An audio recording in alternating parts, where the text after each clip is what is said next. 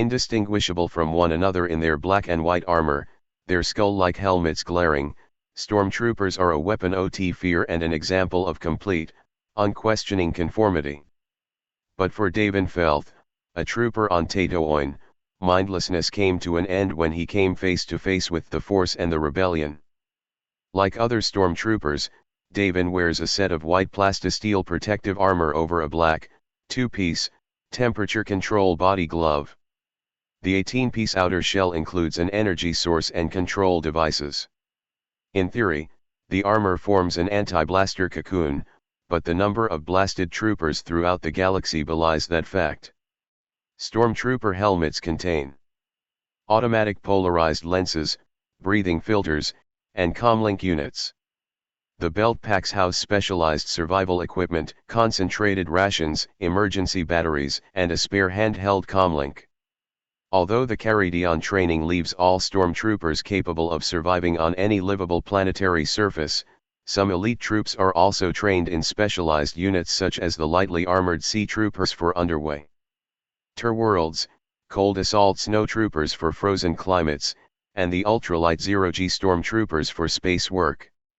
The Imperial Navy controls stormtrooper training and assignments in the Imperial Starfleet, although the Imperial Army uses Navy-trained troopers to precede their own ground forces.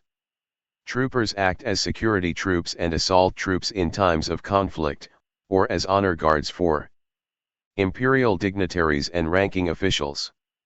Their unswerving devotion to the Emperor is fanatical.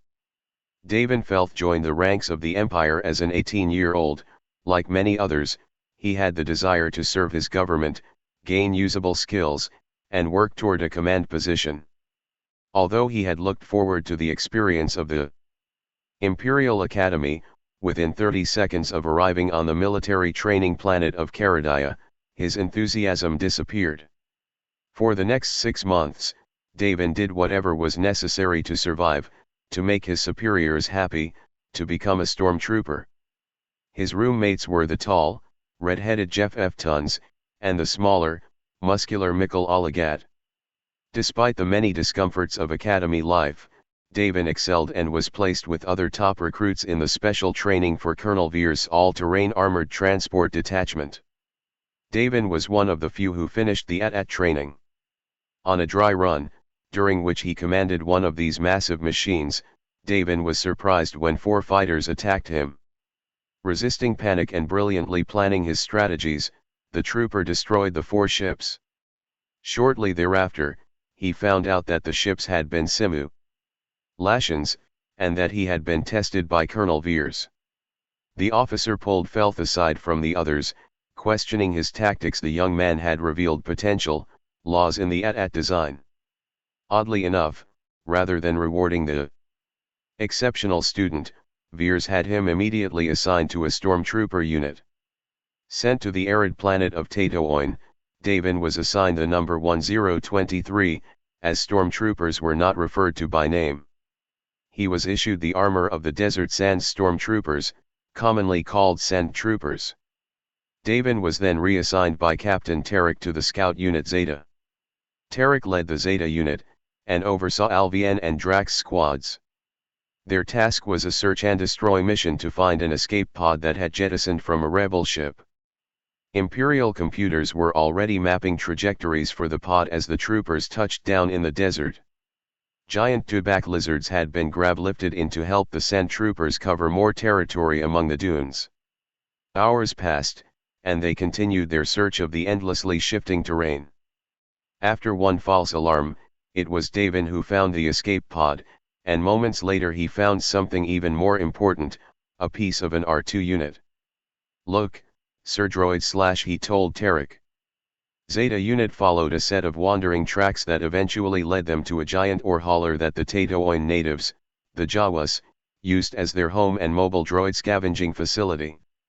Davin and his fellow troopers searched the sand crawler but could find no sign of any R2 units, nor the protocol droid. They were also seeking. Tarek questioned the Jawa leaders, however, ascertaining that 2 such droids had been sold to a moisture farmer named Owen Lars. As his men moved on, Tarek ordered the stormtroopers to fire on the Jawa sandcrawler and kill all inside, then plant evidence that would make it appear that the roving Tusken Raiders had attacked the diminutive scavengers. Davin's heart was heavy, he hadn't joined the Imperials to kill innocent beings. Davin and the other troopers boarded cargo skiffs and quickly thereafter arrived at the Lars homestead. After the troopers had ransacked the house and garages looking for the droids, the feisty moisture farmer did the unthinkable, he spit on Captain Tarek, cursing him. Davin knew what was to come.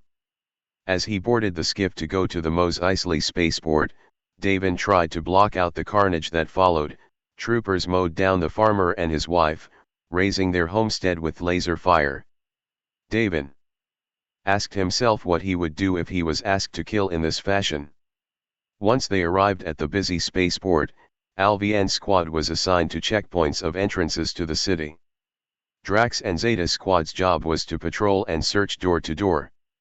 Felth questioned a gigantic hairy Taltz, Muftake, then conferred with his superior, Lieutenant Alama. While on patrol, Davin and his backup, 1047, responded to screams issuing from a cantina. Davin inspected the bar, seeing an old man and a young boy leaving as he entered. Nothing in the establishment seemed out of the ordinary, though, and Davin returned to the streets. Shortly afterward, a crazed Jawa made an abortive attack on the troopers.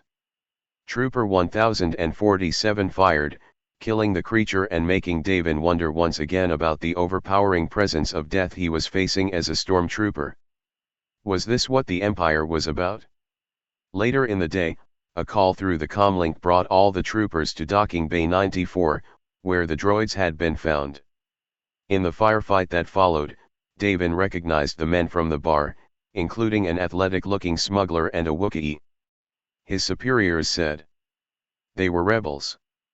Could these few individuals have caused the Empire so much trouble?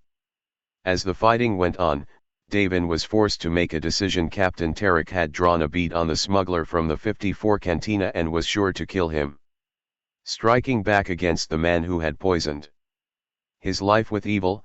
Davin made the captain his first kill. As the freighter took off and the troopers retreated, Davin was filled with a new sense of purpose. He had found a new cause. The rebels were right, the Empire was evil. But maybe, by leaking information to the rebellion from within the ranks of the Empire, the stormtrooper named Davin Felth not 1023 could regain his drive and reclaim his life. The Essential Guide to Characters' Political Affiliation, Freelance Bounty Hunter Weapon, S, of Choice, Mandalorian Battle Armor and Various Weapons Vehicle of Choice, Quad Systems Engineering.